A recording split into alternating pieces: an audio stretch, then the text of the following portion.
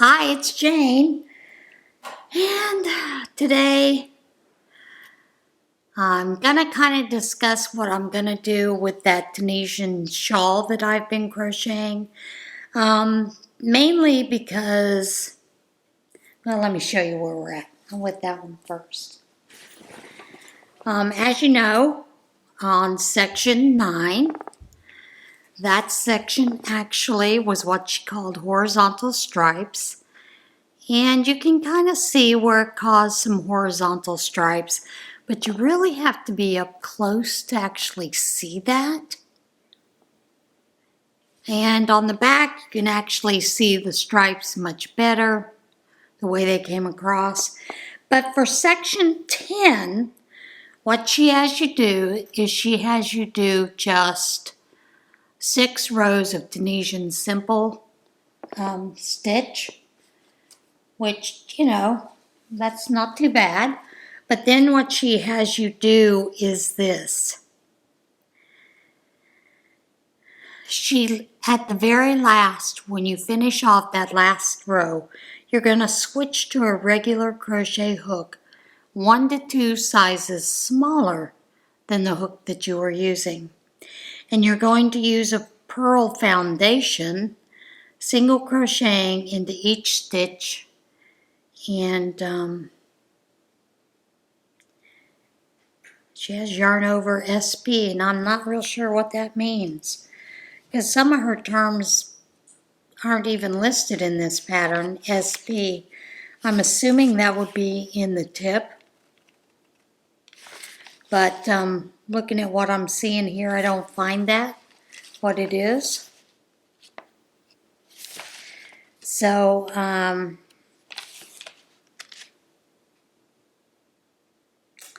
yeah. That part I'm kind of at a quandary about, and I don't think that I am going to worry about that so much. I'm most likely going to put, after I've done the 6 rows of Tunisian simple stitch, probably just crochet all around the base, you know, the bottom of the shawl there, with a single crochet around the base. And then by the time you get through there, you'll be up to the top. You can see the top has some little bit of unevenness to it because of the way that the rows were done. And I think most likely what I will do is I will determine from there putting single crochet or a half double crochet to build it up a little bit for the shorter ones. You know, basically the way that I do when I do some of those pattern stitch samplers when the sides don't seem to come out correctly. So I believe that that's basically what I'm going to do around the top, but I'm basically going to do the 6 rows of Tunisian simple stitch, not filming it. I mean, there's no reason to film it. You know what Tunisian simple stitch is. Well, I've already gone over in each one of the sections how to increase on both ends and in the center. So, you know, I think I'll just continue with that as is. And then the next time you see that next week, it will be completely finished off.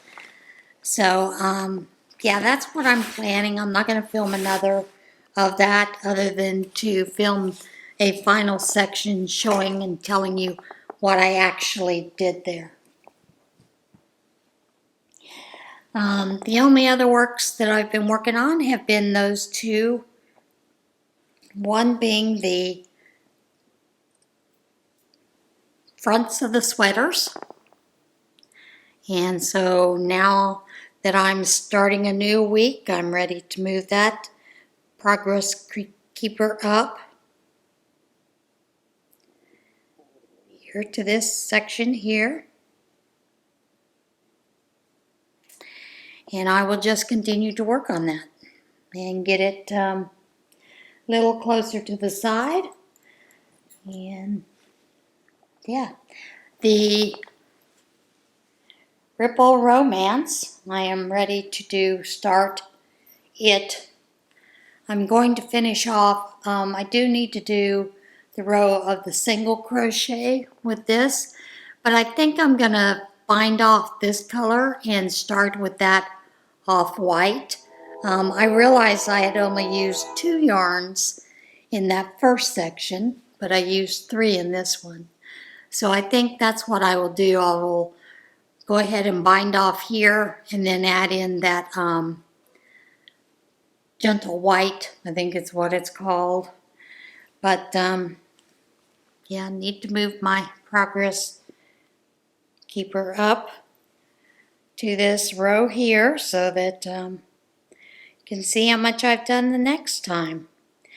But yeah, that's where I am at on these projects. And they're continuing projects, and I am trying to work on getting them completed. Just because I'm getting tired of seeing them out there, and I think it's time to get them finished, you know, to really work on them. Of course, the blanket's going to take a little bit longer. I do have goals for it to be a much larger piece.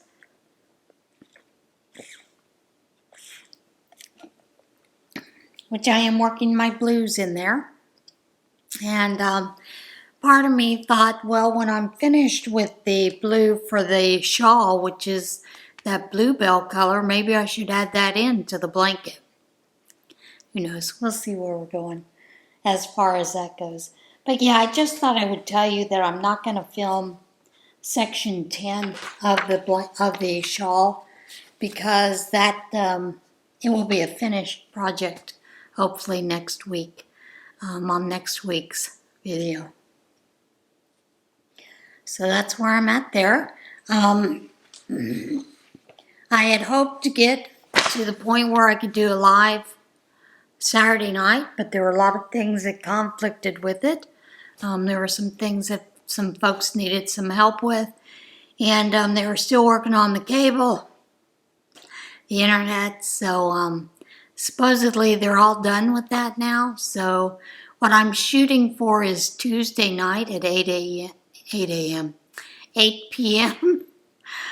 So that we can go over some of those drawstring bags and totes that I have from Christmas and Halloween. Because I am not going to be doing any new Halloween tote bags or whatnot. I believe that all of that fabric is already in the garage in a very secluded corner that I cannot get out. As you know, even though a tote of yarn weighs quite a bit, I guarantee you a tote of fabric weighs even more.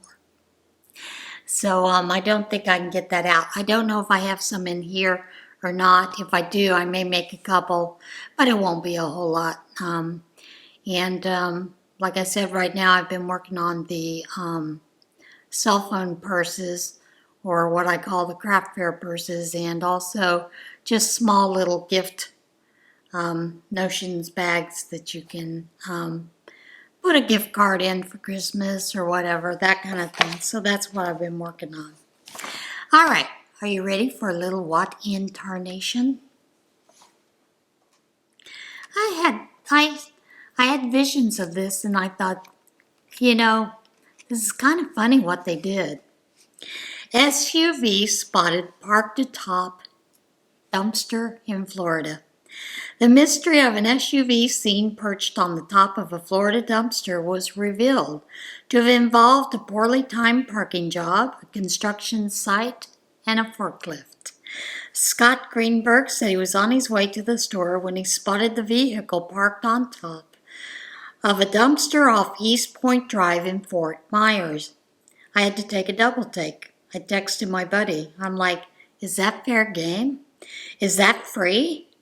It's in the dumpster, Greenberg told WBBH TV. If you don't know, there are a lot of people that are dumpster diving. And with the economy the way it is, there are a lot more people dumpster diving. So it turned out the SUV had been lifted onto the dumpster by a forklift operated by a construction worker helping to build a new apartment complex. Workers said the vehicle had been left parked in a work area. Sometimes when you park where you're not supposed to, this is what happens, a construction worker said. The vehicle was later moved from the dumpster and relocated to a parking space away from the work area. Construction workers said they learned the SUV belongs to a contractor who loans it out to out-of-town workers in need of transportation. And it was actually one of the workers working on that apartment complex that had parked it there. So, and there's video.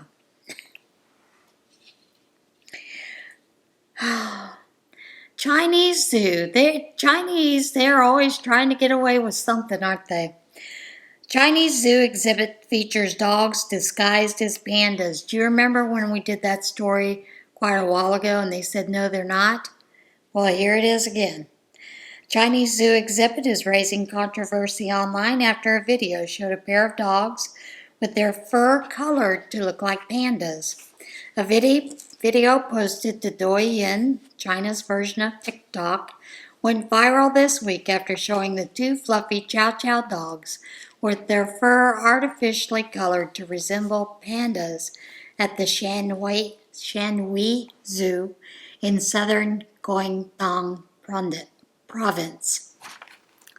And I thought Bible names were hard to pronounce. It does not appear the zoo was intending to mislead visitors. However, as a photo shared by CNN shows a sign identifying the animals as panda dogs. We are called panda dogs, a pet dog that looks like a panda, dyed and dressed up by Chow Chow. We are gentle, smart, friendly, cute, and adorable, the sign reads. The Taizu Zoo in Jiangsu province courted a similar controversy earlier this year when the animals in its panda exhibit were revealed as Chow Chows with their fur dyed. A zoo spokesman explained the zoo put the dogs on display because it does not want to have any resident pandas, but he denied the fur dyeing process was in any way dangerous or harmful to the canines. And there's video. Escaped pigs wrangled as school kids cheer. A pair of pigs on the loose for 2 days in a British Columbia city were wrangled after a prolonged chase before an audience of cheering elementary school students. The pigs, which have been wandering the neighborhoods of West Kelowna for at least 2 days, were spotted Wednesday near Marjock Elementary School, leading police, animal control, and multiple rescue groups to respond. When we ended up catching the first pig really easy in the field, it actually went very smooth, and we got him in the van. But the other little guy, he was out. So probably about 30 minutes of up and down the hills, we ended up getting him in the corner of a yard with a bit of fencing that had been broken. Jacinda Beyer of Petra's Paw-to-Cures, P-A-W, the Cures, told Castanet.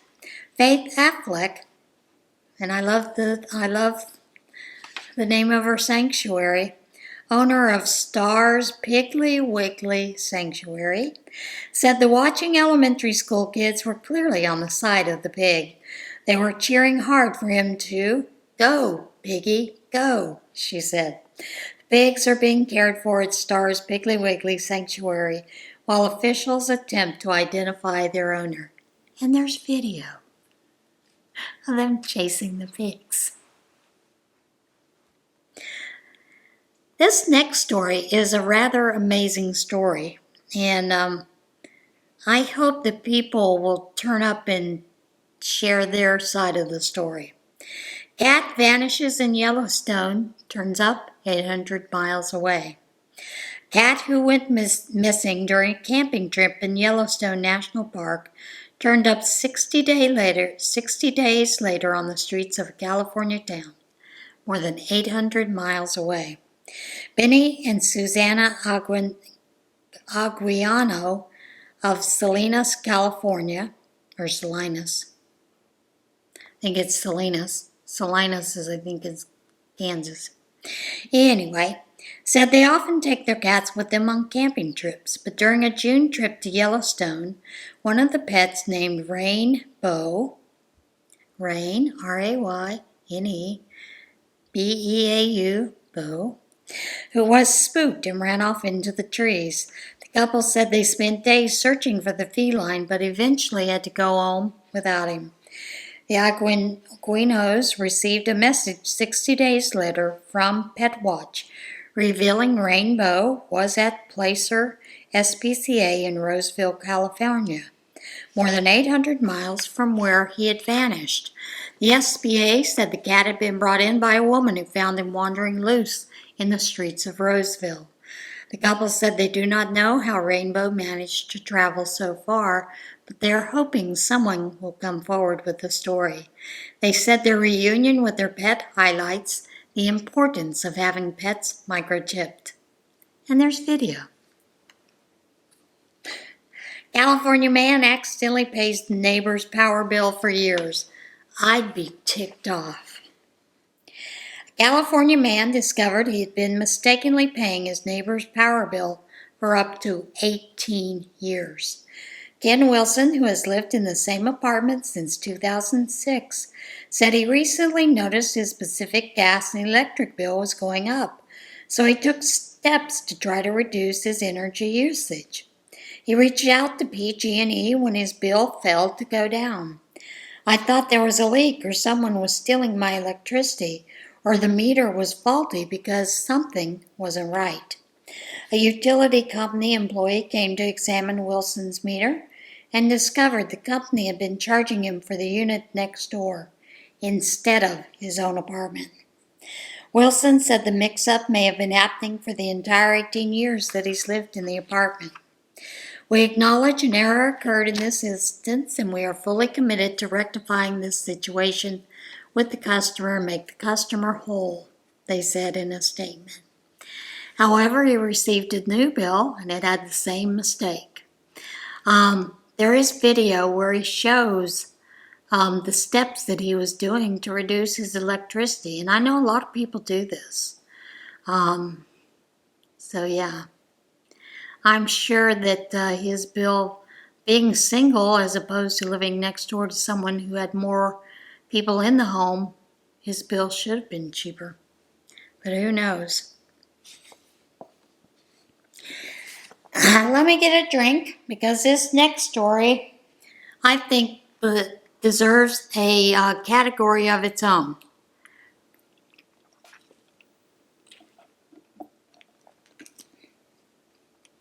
And that is, what the heck are they thinking? AI may breathe new life into 3 Mile Island to supply power to Microsoft's data centers. The owner of the shuttered 3 Mile Island nuclear power plant said Friday that it plans to restart the reactor under a 20-year agreement that calls for tech giant Microsoft to buy the power to supply its data centers with carbon-free energy.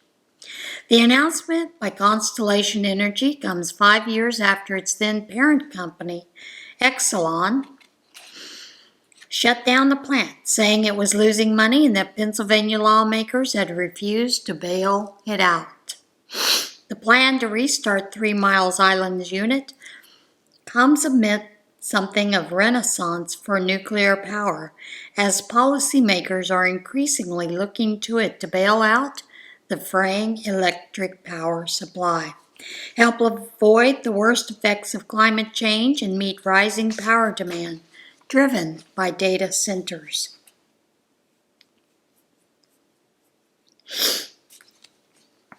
The plant, on an island in the Susquehanna River just outside Harrisburg, was the site of the nation's worst commercial nuclear power accident in 1979. The accident destroyed one reactor, Unit 2, and left the plant with one functioning reactor, Unit 1. Buying the power is designed to help Microsoft meet its commitment to be carbon negative by 2030, and it is carbon negative. Constellation said it hopes to bring Unit 1 online in 2028 and pursue a license renewal from regulators to extend the plant's operation to at least 2054. Restarting the reactor will require approval from the U.S. Nuclear Regulatory Commission, as well as permits from the state and local agencies, Constellation said. To prepare to restart Unit 1, significant investments must be made to restore the plant, including the turbine, generator, main power transformer, the cooling and control systems. They didn't say how much money it will cost, and Microsoft and Constellation have not released the terms of their agreement. And I'm going to butcher this guy's name, and I apologize for that. Jacopo Boingierno, a nuclear science and engineering professor and director of MIT's Center for Advanced Nuclear Energy Systems, estimated that the cost to restart the reactor will run into the billions of dollars. Microsoft will likely pay above market price for electricity that is both carbon-free and reliable. Restarting the plant is realistic but not easy, he said. It all depends on what's the state of the components and the systems. The process will go fairly smoothly if they were maintained well while it was shut down. But Constellation will be in for a long period of replacing or refurbishing them if everything was abandoned or dismantled. In my understanding, it was completely abandoned. The closest example of restarting a nuclear power plant is underway in Michigan. There, the federal government has promised a $1.5 billion loan to restart the Palisades nuclear power plant shut down in 2022. The business model of the Constellation-Microsoft agreement makes sense for both sides, he said. Plus, it is cheaper to restart a nuclear power plant than to build one from scratch. Already intact are transmission lines, cooling towers, control buildings, and concrete containment structures. Constellation's announcement comes after a wave of coal-fired and nuclear power plants have shut down in the past decade as competition from cheap natural gas flooded power markets. That has elicited warnings from the U.S. that the U.S. is facing an electric reliability crisis. Meanwhile, demand is fast growing from data centers run by giant techs like Meta, Amazon, Microsoft, and Google to provide cloud computing and digital services such as artificial intelligence systems. In the U.S., growth in the electricity demand is concentrated in states, primarily Virginia and Texas, that are seeing the rapid development of large-scale data centers, the U.S. Energy Information Administration said. The data center share of the U.S. electricity use in the United States is around 4% currently, with some projections expecting that to double by 2030. The Constellation-Microsoft agreement comes amid a push by the Biden administration, states and utilities to reconsider using nuclear power to try to blunt the effects of climate change and limit plant warming, greenhouse gas emissions from the power sector. Last year, Georgia Power began producing electricity from the first American nuclear reactor to be built from scratch in decades, after the accident at 3 Mile Island froze interest in building new ones. Before it was shut down in 2019, 3 Miles Island's Unit 1 had a generating capacity of 837 megawatts, which is enough to power more than 800,000 homes. The destroyed Unit 2 is sealed and its twin cooling towers remain standing. Its core was shipped years ago to the United States Department of Energy's Idaho National Laboratory. What is left inside the containment building remains highly radioactive and encased in concrete. Now, I'm not saying nuclear power is not a good thing, because it can be. It can be relatively cheap and everything else. But we need to look at some of the newer technologies that have come along with that nuclear technology. But we also have to look at, is it really that feasible when you have that radioactive material left afterwards? So, who knows? I guess we'll be learning about that in the future. Won't we? All right. And now we are ready for the devotional, Promises from God's Heart. And this is a Dayspring devotional that I had picked up from all these years ago. Okay, Promises from God's Heart for Self-Control. Who would have thought that he would give us a promise about that? Everyone who competes exercises self-control in everything. However, they do it to receive a crown that will fade away, but we, a crown that will never fade away. 1 Corinthians 9:25. His divine power has given us everything required for life and godliness through the knowledge of Him, who called us by His own glory and goodness. For this very reason, make every effort to supplement your faith with goodness, goodness with knowledge, knowledge with self-control, self-control with endurance, endurance with godliness, godliness with brotherly affection, and brotherly affection with love. For if these qualities are yours and are increasing, they will keep you from being useless or unfruitful in the knowledge of our Lord Jesus Christ. 2 Peter 1:3, and 5-8. For freedom Christ has set us free. Stand firm then, and do not be subject again to the yoke of slavery. Galatians 5:1. Lord, who can dwell in your tent? Who can live on your holy mountain? The one who lives honestly, practices righteousness, and acknowledges the truth in his heart. Psalm 15:1-2. God didn't give us a spirit that is timid, but one that is powerful, loving, and self-controlled. 2 Timothy 1:7. The Lord is good and upright. Therefore he shows sinners the way. He leads the humble in what is right and teaches them his way. All the Lord's way show faithful love and truth to those who keep his covenant and decrees. Psalm 25:8-10. And that is it for today's video. I will see you guys Tuesday. And like I said, the main thing is the bags will go for $15 with the $5 shipping for it, which will make them $20. That's the drawstring. The totes will go for $25. That makes them $20 with the $5 shipping fee. So you're getting a deal all the way around.